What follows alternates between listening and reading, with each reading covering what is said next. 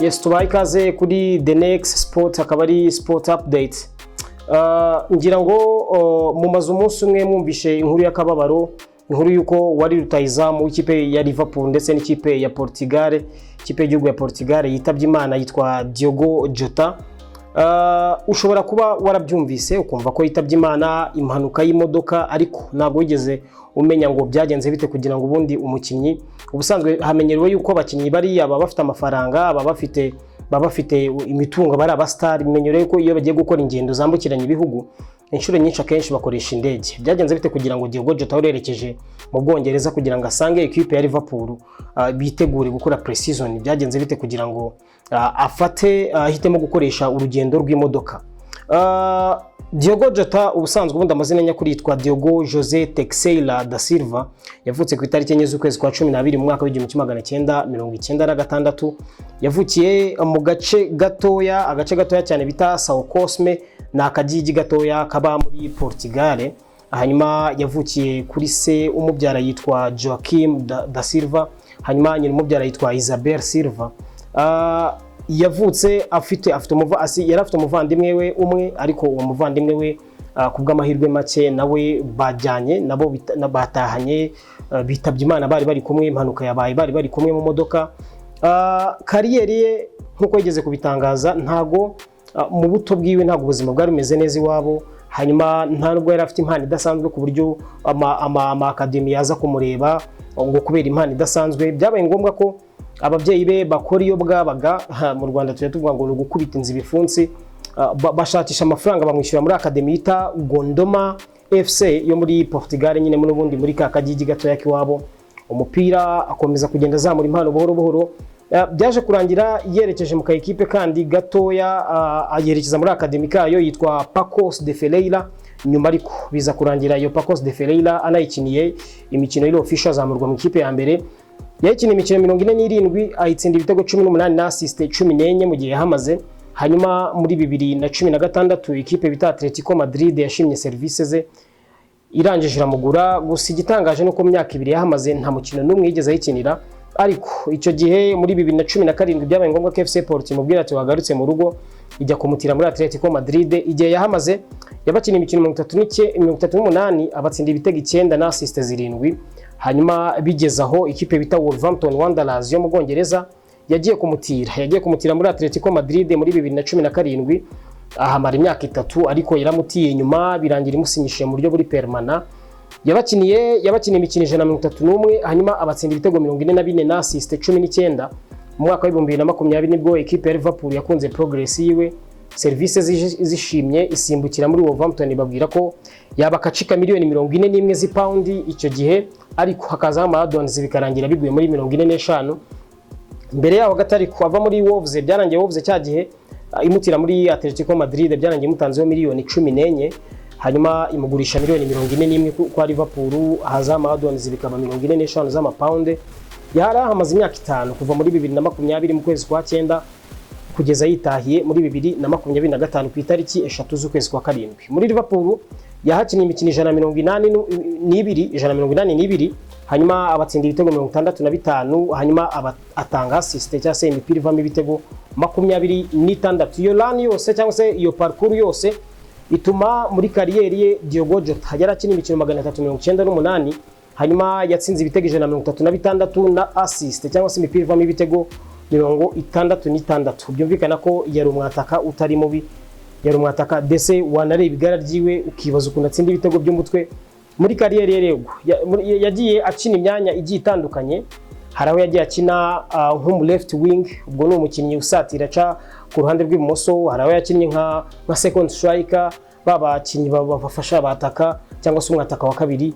Reka turebe muri ibyo bitego twavuze 136 cyangwa se muri iyo mikino 398, Diogo Jota yayikinnye muri iyo position, kuko mu makipe agiye atandukanye ntabwo yakinaga position zimwe.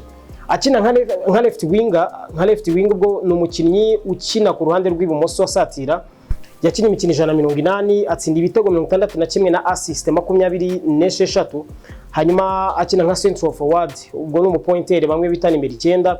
Yakinnye imikino 135, hanyuma atsinda ibitego 48 ana assist atanga imipira ivamo ibitego 25, hanyuma akina nka second striker cyangwa se bamwe bita ngo abataka ba kabiri, yakinnye imikino 41 atsinda ibitego 12 ndetse na assist 10, hanyuma akina nka right winger, ubwo n'umukinnyi ukina satira ku ruhande rw'iburyo, yakinnye imikino 27 atsinda ibitego 11 na assist 3, ariko yakinnye nka attacking midfielder ubwo dushobora kumwita nimero 8 wenda cyangwa se nimero 10, yakinnye imikino 4 ari attacking midfielder, atsinda ibitego 3 ndetse atanga umupira umwe wavuyemo igitego. Diogo Jota ntago yarakira ingaragu, apfuye asize umugore n'abana 3, hanyuma umugore we bashyingiranywe ku itariki 22 z'ukwezi kwa gatandatu muri uyu mwaka, yitwa Lute Cardoso, ni umukobwa bakundanye bakiri abana biga high school, byumvikana ko banakuranye muri ka gace twavuze ka São Cosme ko muri Portugal. Hanyuma ubwo rero uwo Lute Cardoso n'ubaye umupfakazi ku itariki 14 z'ukwezi kwa 11 2019, nibwo bwa mbere uwitwa Diogo Jota yajoininze ikipe y'igihugu ya Portugal. Iyo lani yose kuva icyo gihe, kuva 2019 ubwo yari baye imyaka 6 amaze ahamagarwa muri equipe nationale, ntabwo yigeze asiba. Yakinnye imikino 49 atsinda ibitego 14. Reka dusimbukire ku ngingo yacu, byagenze bite kugira ngo ubusanzwe ubuzima bw'abastari tumenyereye bamenyerewe gutega indege kugira ngo bakore movement zimwe na zimwe, bave mu bihugu bimwe bajye mu bindi, byagenze bite kugira ngo Diogo Jota yisange biba ngombwa ko ari obligatoire cyangwa se ari itegeko yuko agomba kugenda mu muhanda, kugenda n'imodoka ntatega indege? Uko byagenze, yaramaranye iminsi ikibazo cy'igihaha, byabaye ngombwa ko ajya muri Portugal kujya kwivuza, bamukore operation barebe ikibazo cyaba gihari. Hanyuma umuganga wamuvuye byabaye ngombwa kamuganiriza, byabaye mbere y'itariki 22 z'ukwezi kwa gatandatu, mbere yuko akora ubukwe, yamusabye yuko ingendo afite muri iyo minsi atakoresha indege, ku neza y'ubuzima bwe bibaye byiza atakoresha indege. Birangira yifuje gukora urugendo we n'umuvandimwe we, umuvandimwe we byumvikana kameme ko yaramuherekeje. Urugendo rwagomba kumuvana muri Portugal rumwerekeza mu Bwongereza kugira ngo ajoining ikipe ya Liverpool, hanyuma bazajye muri pre-season. Byabaye ngombwa rero afata urwo rugendo, ava muri Portugal afata umuhanda werekeza uca muri Espagne kugira ngo azagere i Londres. Byarangiye bite? Byarangiye ageze mu gace bita Zamora yakoze impanuka. Police yo muri ako gace kitwa Zamora muri statement yatanze bukeye bwaho, kuko impanuka yabaye ku isaha y'isa 6:30, ubwo ni mu rukerera kuko tuba twaranje kwinjira mu wundi munsi. Police yatanze statement ivuga ko bishoboka ko umuvuduko mwinshi bari bafite ari watumye ipine ya Lamborghini bari batwaye imodoka mu bwoko bwa Lamborghini, ipine riraturika, birangira imodoka ibarengeje umuhanda, hanyuma ihita ifatwa n'inkongi y'umuriro, birangira batakarije ubuzima. Mu mashusho tugomba kubereka cyangwa se turi buze kubanyurizaho, imodoka ya Diogo Jota ngira amashusho muri ko yareba, imodoka ye yari yangiritse cyane, yafashwe n'inkongi y'umuriro ku buryo uramutse uje kureba utapfa kumenya ngo uyu muntu ninde. Police ivuga ko kugira ngo ibashe gutahura imyirondoro y'abari barimo, mbere na mbere hari amadokima yari arimo atarigeze afatwa n'inkongi, cyangwa se wenda akaba yarafashwe inkongi agaparti gatoya, gusa mu byo babonye hari arimo amadokima ndetse na plaque y'imodoka. Ngira ngo urabizi ko hari ikoranabuhanga ry'uko plaque ushobora kuyireba ukahita umenya umuntu ibaruyeho, nuko batahuye ko ari Diogo Jota n'umuvandimwe we Silva bari kumwe mu modoka. Birangira rero inkuru ibaye kimomo, imenyekanye ko Diogo Jota yitabye Imana. Icyo tugomba gukora twebwe ni ukwihanganisha umuryango we, ariko nanone tukihanganisha abafana ba Liverpool ku isi hose, se no mu Rwanda. Ni ukwihangana. Nabonye ama equipe menshi igisobanuro cy'uko football itarangira mu kibuga cyangwa se itarangira kuri rivalite gusa. Ama equipe menshi harimo na Manchester United muri vare wabo direct byagiye yihanganisha equipe ya Liverpool ndetse yihanganisha n'umuryango we, ndetse byageze n'ama equipe nka Fluminense, ama equipe yo muri Brazil nayo ubwayo yafashe ya mbere, za Real Madrid, Barcelona, ama equipe menshi yihanganishije equipe ya Liverpool kubwo gutakaza umukinnyi wabo w'ingenzi uherutse kubafasha kwegukana igikombe cya 20 cya championnat, igikombe barota kubera ko igikombe cyagombaga kubatereka ku mwanya w'ikipe ifite ibikombe byinshi kurusha izindi, umwanya basanze ikipe ya Manchester United. So byarangiye rero ama ekipe yose arimo yihanganisha Liverpool, yihanganisha famiye ye, by'umwihariko urumva no kwihanganisha Joaquim Silva ndetse na Isabel Silva, ababyeyi batakaje abana babo urukumbi bari bafite. Hanyuma amadarapo yururukijwe agezwa mu cya kabiri, agezwa mu gice mu mujyi wa Merseyside kugira ngo babashe guha icyubahiro uwitwa Diogo Jota. Imikino y'abagore yabaye byabaye ngombwa yuko batangira bibuka uwitwa Diogo Jota, ndetse kandi FIFA aranje kwemeza yuko imikino ya kimwe cya kane izatangira ku munsi w'ejo. Ikintu kizabaho nuko bazatangira nabo bafata umwanya wo kumwibuka Diogo Jota ndetse n'umuvandimwe we Silva. Nuko rero natwe turabihanganishije, ariko reka dusoze sport update y'uyu munsi, dusimbukire mu transfer.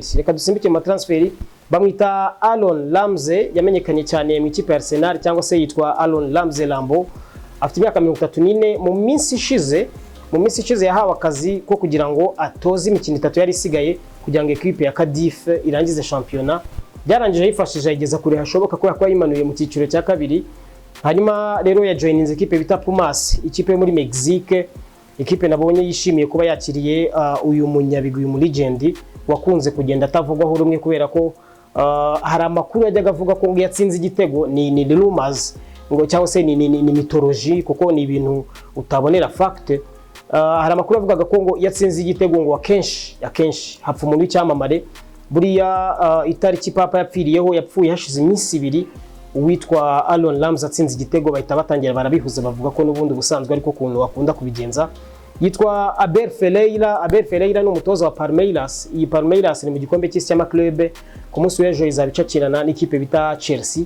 Muri Palmeiras harimo umwana bita Estevao, ekipe ya Chelsea yaramusinyishije ikomeza kumutiza n'ubundi mu ikipe ya Palmeiras. Uyu mutoza rero yasabye Estevao, yamubwiye ati dore ejo tuzahura n'ikipe ya Chelsea, we cyo tugusaba ni ikihe? Dufashe utsinde Chelsea nushaka iryo joro zararujoininze. Hanyuma yitwa Takehiro Tomiyasu, afite imyaka 26 y'amavuko, ni umuyapani wakiniraga ikipe ya Arsenal. Yayinjiyemo mu mwaka wa 2021, ayikina imikino 84 kubera yakunze kwibasirwa n'imvune. Hanyuma muri iyo myaka ine yahamaze yakinnye imikino 84. Mu kanya kashize nibwo yemeranyije na Arsenal ibyo bita mutual agreement yo kugira ngo habeho contract termination. Ubwo kontra bayisesa ariko mu buryo bwa kivandimwe, mu buryo bwo kumvikana. Ubwo Takahiro Tomiyasu ntabwo muzongera kumubona ukundi mu mwambaro w'ikipe ya Arsenal. Yitwa Jonathan David mwamenye cyane mu ikipe ya Lille, umwatako kiri mutoya. Mu gitondo cy'uyu munsi nibwo yerekeje i Turin kugira ngo akore medical test, hanyuma abo umukinnyi bidasubirwaho ikipe ya Liverpool. Ibi ngibi bihita bituma igihuha cyerekeza Vlahovic muri Manchester United, iki gihuha cyita gifata imbaraga kubera ko niba bazanye Jonathan David byumvikana yuko bashobora gutanga umwanya bakaribera umwataka umwe. Ubwo bivuze ko kuko mu minsi ishize twababwiye ko equipe bita Juventus yateretse ku meza abakinnyi 3, ibwira Manchester United ko ishobora gukuramo umukinnyi umwe, ikabaha Sancho bakagurana. Ubwo abakinnyi ninde? Ni Vlahovic na Douglas Luiz, nibo yari yabahaye. Irababwira ati se byakunda yuko mwavanamo umukinnyi umwe mahangaha, hanyuma mukaduhereza Jadon Sancho ko tubona atishimye kandi atari muri gahunda z'umutoza Ruben Amorim. Hanyuma equipe bita Hull City, ushatse wakongeraho ko ari Hull Kiyovu Sport kubera ko Hull City byayibaye bimeze nk'ibya Kiyovu Sport, nayo bayibaninze kutagura abakinnyi.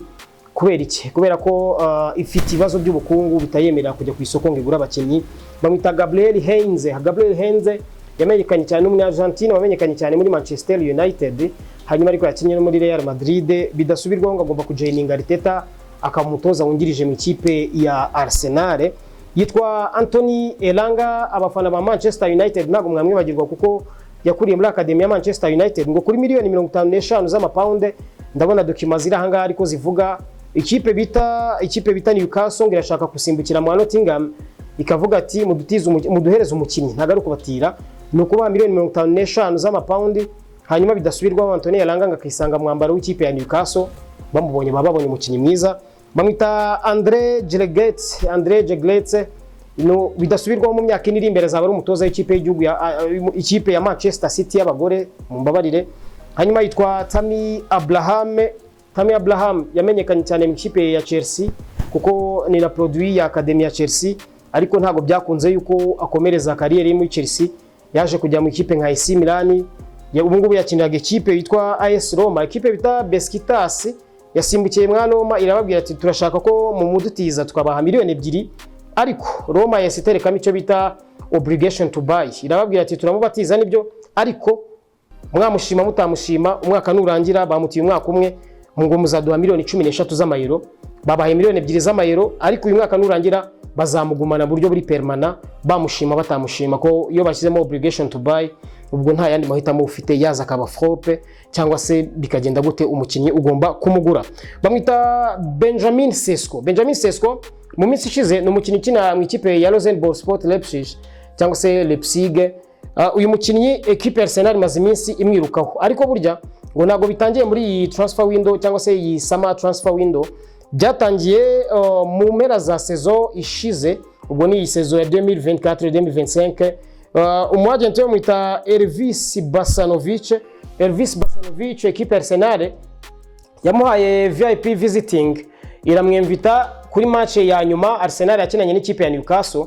Uyu Elvis Basanovic yari yicaye nk'umu VIP batumiye, ni umwagent wa Benjamin Sesko, bari bamutumiye kugira ngo agane na staff ya Arsenal kukazoza ko uyu mukinnyi ngo barebe ko uyu mukinnyi yakerekeza muri Arsenal, ariko amakuru akomeza ahuza Arsenal n'abataka benshi barimo Victor Gyökeres, ku buryo ni ikibazo cy'igihe, kuko Arsenal imaze kwibika abakinnyi nka Martin Zubimendi, bamaze kwibikaho uwitwa Christian Ogarde, bamaze kwibikaho kandi uwitwa Christian Mosquera, hanyuma ndumva nabo bakinnyi bamaze kwibikaho muri summer transfer window, ubwo barashaka kugira ngo barebe ko noneho bahita basimbukira ku mwataka. Christian Mosquera ni umu defenseur, yaza kureba uburyo ki yakunganira aba Magalhaes na Saliba, kuko Magalhaes igihe gishize muri sezi ishize yaravunitse igihe runaka baramubura. Hanyuma Christian Ogarde umukinnyi bakuye muri Brentford kubera ko amasezerano y'uwitwa Thomas Partey yararangiye, hanyuma biba ngombwa ko bazana Christian Ogarde kugira ngo uyu munya Denmark cyangwa se uyu mudanwa aze kubakinira. Yego, hanyuma ubwo rero equipe ya Arsenal ngo no gukomeza tukareba ko byakunda, ariko na Martin Zubimendi bamuvanye muri Real Sociedad kugira ngo aze yunganire abitwa ba Declan Rice mu kibuga hagati, barebe uburyo ki equipe bayiryoshya. Reka dusoreze kuri transfer imwe ya boostinze imbuga nkoranyambaga. Byabaye nka bombe ituritse, induru zavuze mu magroupe WhatsApp y'abafana ba Barcelone.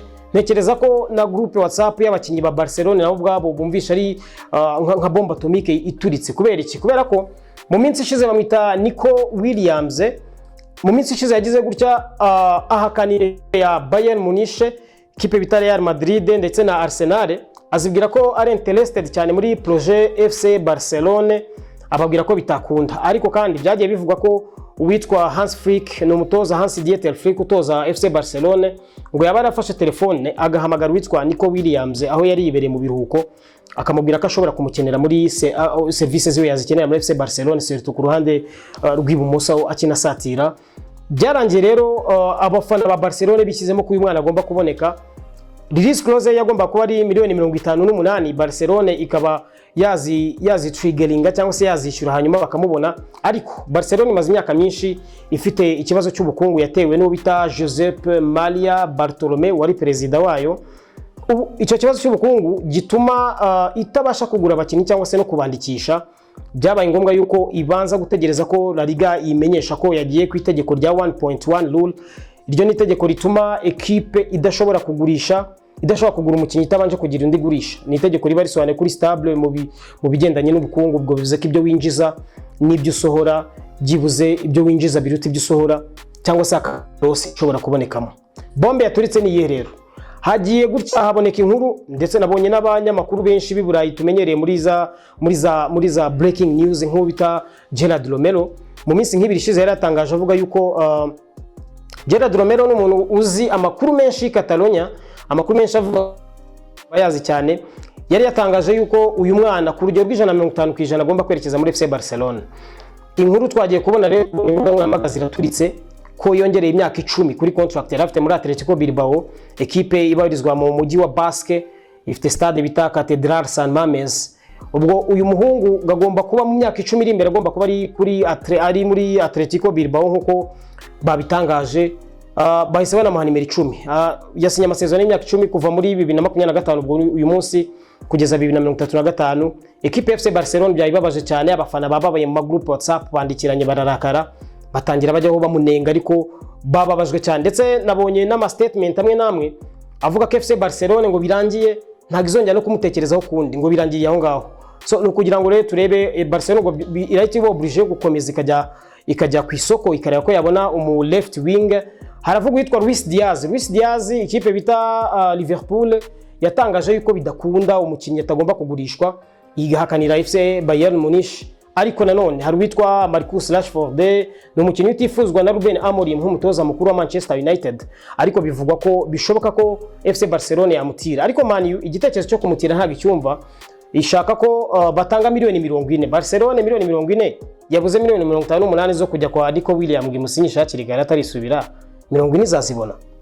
Luis Diaz ahagaze agaciro ka miliyoni 70. Niba unaniwe kugura umukinnyi wa miliyoni 58 wa miliyoni 70 uzamugura. Reka tegereze turebe amakuru ya transferi. Hano tubabwira ko kenshi tubabwira amakuru asa nk'ari done deal. Amakuru ya transferi buri munsi arahinduka. Uyu munsi ujya kumva umukinnyi ngo agiye gusinya muri ikipe, hashira kanya indege bakayiyobya. Ngira ngo muribuka ibyeze kuba kuri transferi y'uwitwa Willian, transferi ya Cristiano Ronaldo yerekeza kwa Manchester United. Bivuga ko ngo Sir Alex Ferguson yamuhamagaye ari mu ndege agiye kujya kwa Manchester City, bikarangira indege iyobye. Ibyo byose ni ibintu babiri muri transfer. Uyu mukinnyi mwitegura mu ikipe imwe ugashiduka agiye mu yindi kipe. Tuzadukomeza tubakurikiranire. Murakoze cyane, mukomeze mukore subscribe, mukande muri comment mutubwire ibyo mwifuza ko tuzaganiraho, ariko kandi munasharinge, hanyuma mukande ukazogera kugira ngo mujye mubona ibintu byinshi tugenda tubategurira, hanyuma kugira ngo ujye abari we wa mbere ubona ibyo twaguteguriye. Nje nitwa Africa Tsipa, hanyuma iyi ngiyi bayita The Next Sports. Hanyuma mwebwe muri abakunzi bacu, mugire umunsi mwiza.